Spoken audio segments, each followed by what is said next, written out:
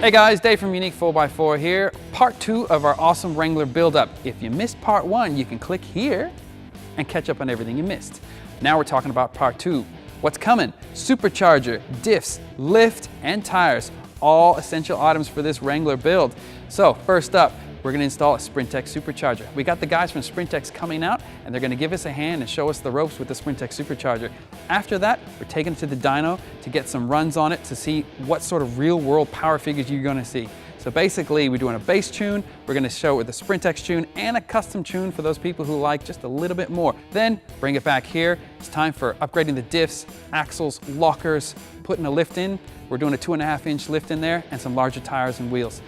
All pretty cool gear. It's gonna really make this car stand out, and at the end of the video you'll see off-road this beast just take action and really kick ass. So ready for it? Let's get going.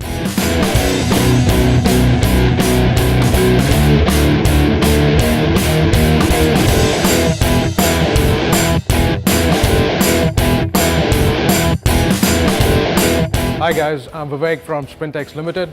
I've got my colleague here from Perth who's doing the tuning on UNEEK 4x4's 3.6 Pentastar. Today, UNEEK 4x4 Dave has just recently installed a Sprintex Series 5335 supercharger on his vehicle. And the Sprintex supercharger comes with all the nuts and bolts, hoses, the intercooler, the heat exchanger, and it fits in perfectly. The power gains that we are expecting on this is anywhere between 45 to 50%. And after this install, Dave is just going to take it to the dyno to get his final results. As you can see, the Jeep's behind me on the dyno right now.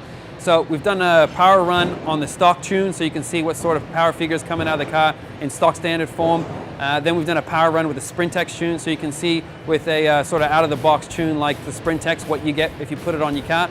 Now we're getting a custom tune done. So Joel from 4B Fab is putting the custom tune in now. So basically he's going through all the figures and seeing how he can maximize the output of that motor and that supercharger combo. So basically we'll get the best figures that we can out of this car. We've driven around a little bit on the Sprintex tune, and I'm really excited to drive around on the custom tune here. So we got to get stuck into it, see what dyno figures are going to come out. It's really, really interesting. I hope you enjoy seeing it on the dyno.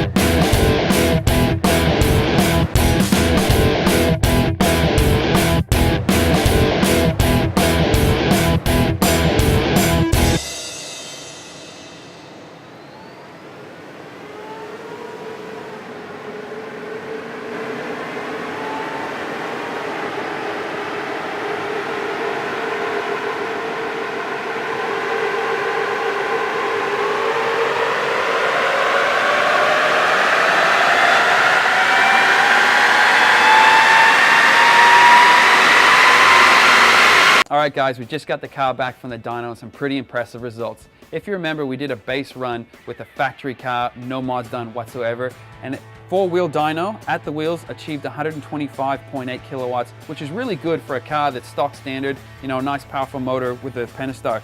So the supercharger then went on and we had the Diablo Sprintex tune, and we managed to get 164.8 kilowatts, which is a massive result.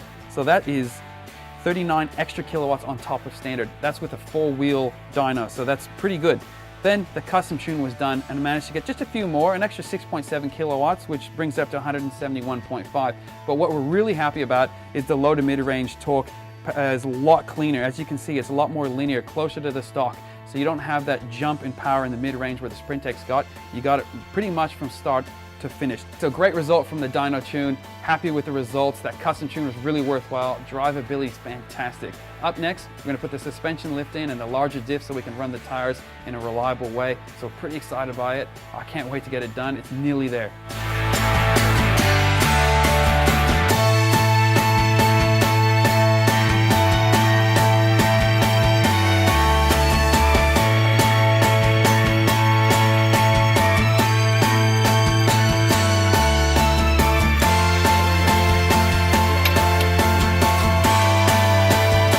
All right, a little bit more work done to the Wrangler. Having a look at the front end here lifted up on the hoist. First thing I want to talk about is the diff. The UNEEK 4x4 Dana 44 in the front. This is a monster diff here, specifically set up to go bolt into your JK Wrangler to run larger tires, 35, 37 inches. This thing's a monster. These inner C's here are huge. There's no deflection going to happen here. The axle tubes are massive as well. Basically, running the larger tires, you don't have to worry about bending your diff.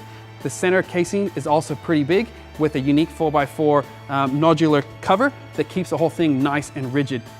Moving on to the brakes, Delios slotted rotors here, perfect for stopping the Wrangler quickly, especially with all this extra weight on board and with the extra power from the supercharger, so we want to stop quick, so that's why we chose the Delios. We've also got the suspension here, CRD Stru 2.5-inch lift. These flexi coils here are really good for getting long travel and not popping out. We've then chosen the Rancho shocks. We've had a lot of success with Rancho shocks in the past.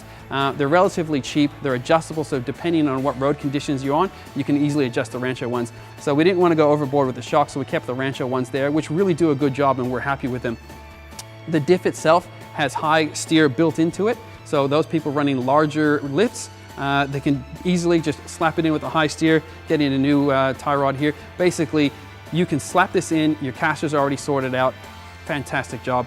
Synergy ball joints and Synergy control arms have gone on there to keep death wobble at bay and basically keep it all adjusted really where it needs to go.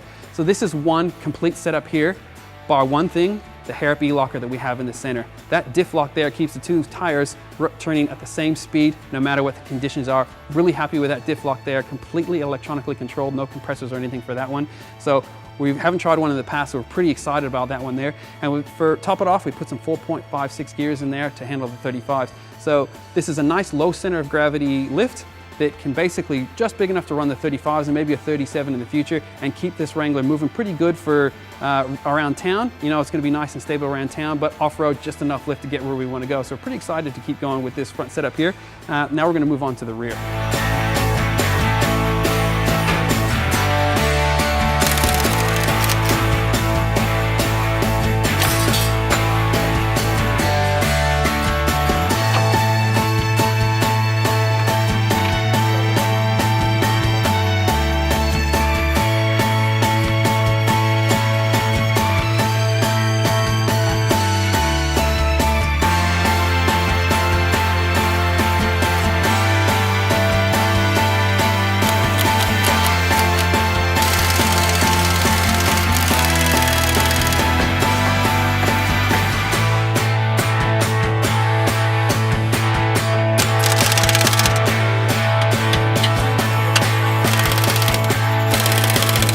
Okay, up the back here, we can see we're finishing off the suspension. We got the CRD Stru springs on the back, flexi coils again with the Rancho shocks. Again, adjustable shocks, 2.5-inch lift on the back.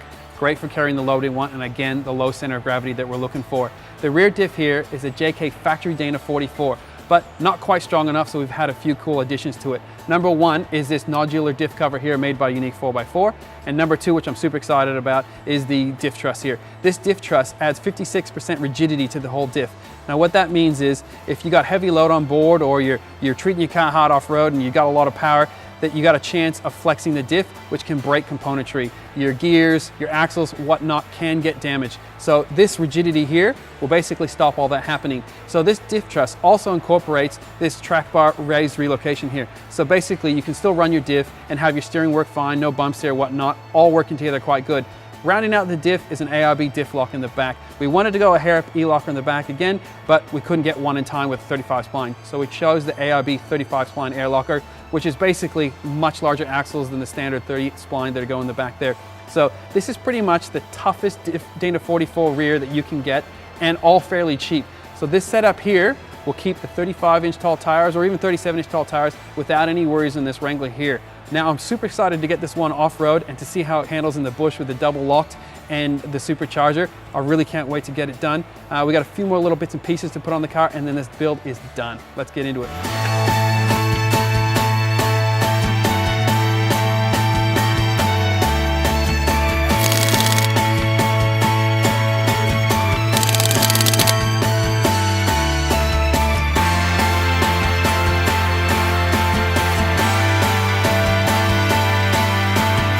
All right, the build is finally done and it looks great. few final features that I want to talk about that we've added on. Number one, Oricom UHF radio that we put in here for cross car-to-car communication so everyone can stay together and not get lost. Talking about lighting, we got LED lighting on the front. The Monster Lights 8-inch LED lights are on the bull bar. We've got some cube Monster lights here on the A-pillar and a general 4x4 50-inch light bar up on the roof rack. Perfect vision for out forward, night drives, country driving. The front is super, super illuminated. It's great. On the back, up on top of the roof rack, we got some general 4x4 18-watt 6-inch lights, which is great for camping or just reversing. In the back of the car for storage, we have UNEEK 4x4 drawer system. These two drawers are independent of each other and great for storing gear in it, recovery gear, food, camping, whatever. Keep it all organized in the back. Really good for that. Now, when you do a build like this, one of the last things that tops it off and makes it really look good is the wheel and tire combination. So we thought we chose something pretty cool for this build, especially for the conditions we like to drive. So we got ProComp Extreme MT2 tires in a 315 7017 or a 35-inch tire. Great tire for traction in the mud, in the wet Victoria mud here, or on the road. Actually, they're super quiet and they're really, really grippy on the road, even in the wet road. And now they're wrapped on one of my most favorite rims, the genuine Jeep Mopar bead locks. These are an aluminum genuine bead lock that clamps the tire down and acts as a true bead lock so you can lower your tire pressure super low and not worry about your rim coming off and get all that extra traction. So that really tops off the end of this build here. That wheel and tire combination just looks great on the car. One last thing, to keep those tires covered, we had our UNEEK 4x4 flare spacers, which push the flares out just a little bit to keep the tires covered, to keep them legal, so the cops aren't going to give us any hassle. So that finishes the build. I'm really excited to get it off-road and to see what this car is actually built for and to test it out and really to show you guys how good it can be.